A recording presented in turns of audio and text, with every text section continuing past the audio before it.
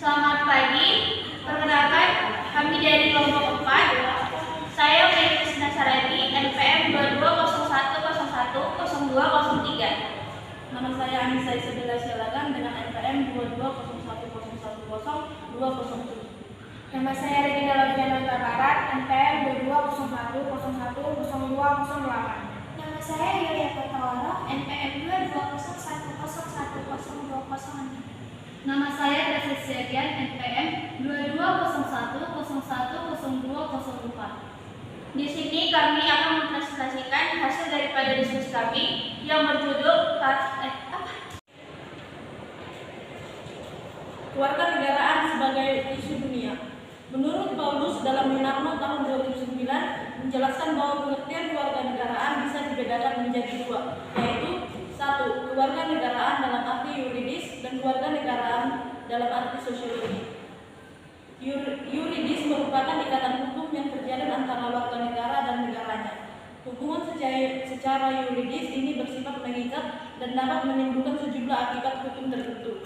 Dan secara sosiologis, warganegaraan merupakan ikatan emosional yang terjadi antara warga negara dengan negaranya. Dua, kewarganegaraan dalam arti formal dan kewarganegaraan dalam arti material. Kewarganegaraan dalam arti formal adalah tempat kewarganegaraan itu dalam sistematika hukum. Masalah kewarganegaraan berada pada hukum publik.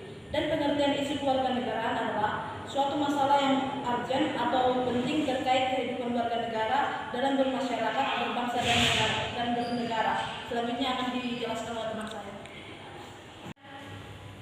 Peran pendidikan kewarganegaraan sebagai isu dunia. Melalui proses pendidikan kewarganegaraan yang didasarkan diharapkan mampu menyampaikan nilai-nilai dasar warga negara global dalam kehidupan bermasyarakat dan bernegara, sehingga akan mampu menyelesaikan berbagai permasalahan walaupun konflik beserta isu-isu yang terjadi secara global. Selanjutnya akan dijelaskan. Selanjutnya kita masuk ke materi berikutnya, yaitu pendidikan PKN sebagai isu dunia di era globalisasi. Pendidikan kewarganegaraan menjadi penyangga dalam membangun karakter, yang artinya pendidikan kewarganegaraan membimbing peserta didik untuk menjadi warga negara yang baik, terlebih sebagai generasi penerus yang akan menghadapi perkembangan dan perubahan dunia. Selanjutnya akan dijelaskan oleh teman saya. Selanjutnya kita masuk kepada karakteristik warga negara global. Menurut John C. Cogan pada tahun 1999, terdiri dari beberapa kemampuan, yakni 1.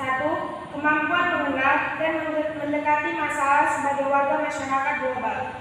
2. Kemampuan bekerja sama dengan orang lain dan memiliki tanggung jawab atas peran atau kewajibannya dalam masyarakat.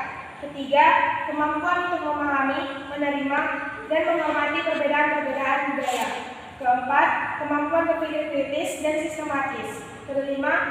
Kemampuan menyelesaikan konflik dengan cara damai tanpa kekerasan.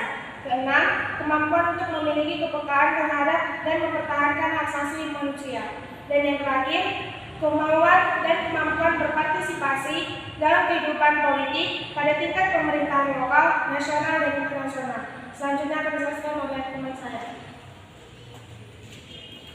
Partisipasi warga sebagai bagian masyarakat global. Yang pertama, bersikap adaptif dengan perubahan-perubahan yang cepat terjadi sebagai akibat dari globalisasi. Yang kedua, bersikap terbuka terhadap hal-hal baru tanpa melupakan identitas pribadi dan bangsa. Yang ketiga, mengambil hal-hal yang bermanfaat dari pergaulan internasional. Sekian dari